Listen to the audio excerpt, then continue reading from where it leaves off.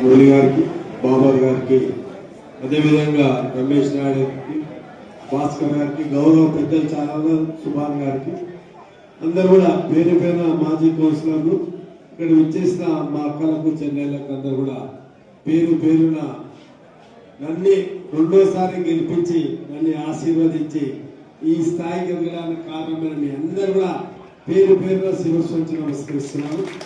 మీ ఆశీర్వాదం ఇదే విధంగా ఉండాలి. అభివృద్ధి చేసుకోవడానికి అవకాశం మరొకసారి కౌన్సిలర్ అంటే మా గంట రమేష్ చెప్పినట్టు నా ఎన్నికలు లేవు, మున్సిపాలిటీ ఎన్నికలు ఉన్నాయి. మున్సిపాలిటీ ఎన్నికల్లో మాకు సంబంధించిన వ్యక్తులను గెలిపిస్తే అభివృద్ధి అనేది మీరు ఇప్పటివరకు అంటే నన్ను కూడా నేను 7వ సంవత్సరం అంటే 7 సంవత్సరాలు నన్ను గెలిపించి కూడా నేను వచ్చినాక మన చాలా మటుకు వార్డుల్లో కానీ చాలా మటుకు రోడ్లు వేసినాం, సీసీ రోడ్లు కానీ, అదేవిధంగా ప్రధానంగా నీటి సమస్య గతంలో చూస్తున్నారు. ఎందుకంటే చాలా మంది భగవంతుడు మతిమరుపు అనేది అందరికి ఇచ్చినాడు. అంటే మంచి చేసేదాన్ని జల్దీ మర్చిపోతాం, అంటే మంచిని ఎప్పుడో గుర్తుంచుకోరు, చెడు రోడ్డు బాగా గుర్తు పెట్టుకోరు. గతంలో నీటి సమస్య ఎంత తీవ్రంగా ఉండే, ఎక్కడ ఏ వార్డులో మనం నాకు నీళ్లు లేవు, నీటి సమస్య తీవ్రంగా ఉందని.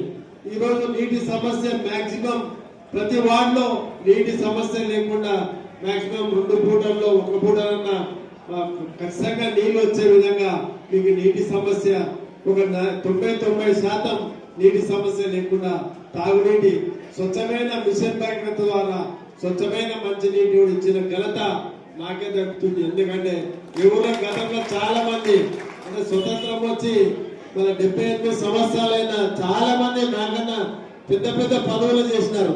ఎప్పుడు కూడా ప్రజల్లో అందుబాటులో ఉండలేదు.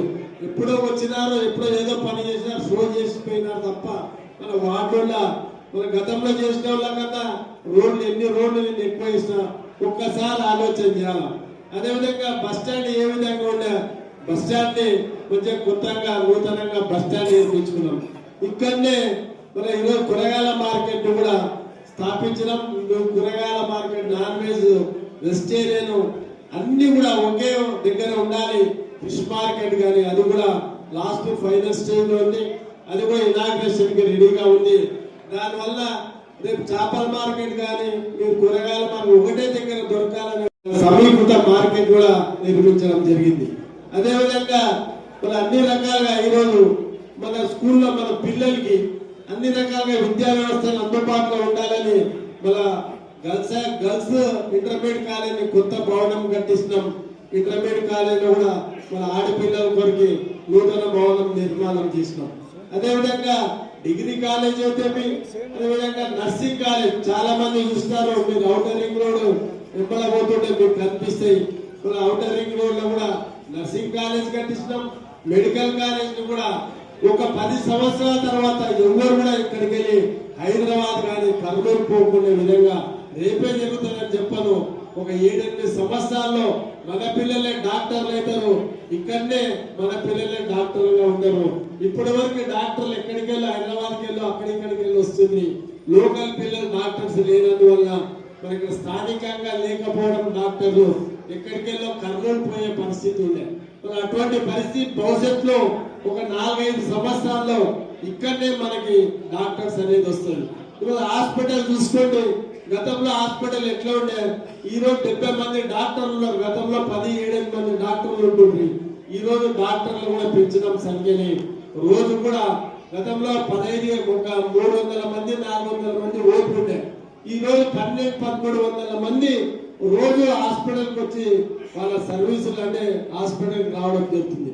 అంటే హాస్పిటల్ అభివృద్ధి చెందినందుకే ఇంతమంది బయటికి పోకుండా గద్వాల్లో అయితే ఈరోజు ట్రీట్మెంట్ జరుగుతుంది. అన్ని రకాల అభివృద్ధి కొరకు నా వంతు నేను ప్రయత్నం చేస్తున్నా. మీరంతా కూడా సహకరించాలి.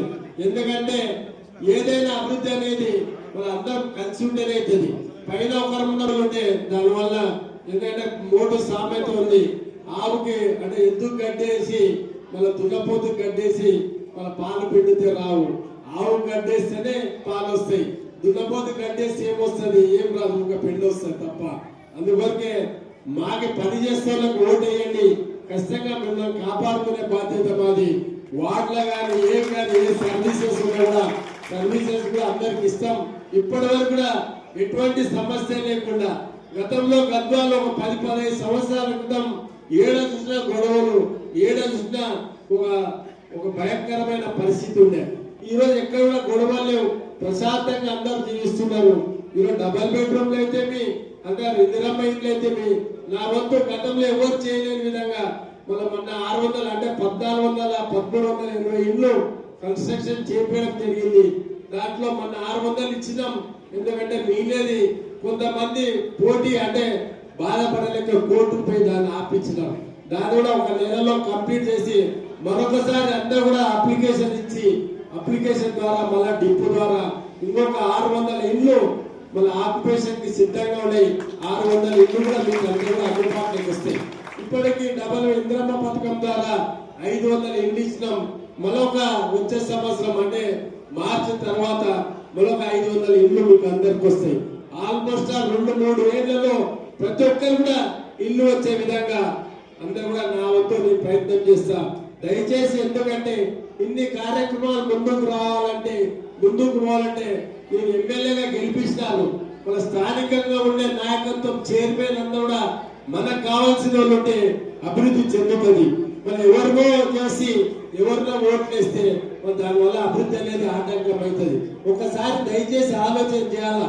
టౌన్ పట్టణ ప్రజలందరూ కూడా తెలివైన వాళ్ళు మనం ఎవరికి గెలిపిస్తే మనకి ఏ విధమైన పనులు అవుతాయి అనేది ఒక్కసారి ఆలోచన చేయాలని కోరుకుంటూ మరొకసారి కళ్యాణ లక్ష్మి చెక్కులు కానీ మరి ఇప్పటివరకు సిఎంఆర్ఎఫ్ చెక్కులు కానీ ఈరోజు 200 యూనిట్ల కరెంటు ఉచిత కరెంటు కానీ అన్ని రకాలుగా మీకు కొత్త రేషన్ కార్డులు ఇప్పిస్తాం. కొత్త రేషన్ కార్డుల ద్వారా కూడా ఇప్పటివరకు రేషన్ అందుతుంది. గతంలో ఎవరు ఇవ్వలేని విధంగా మన గద్వాల్లో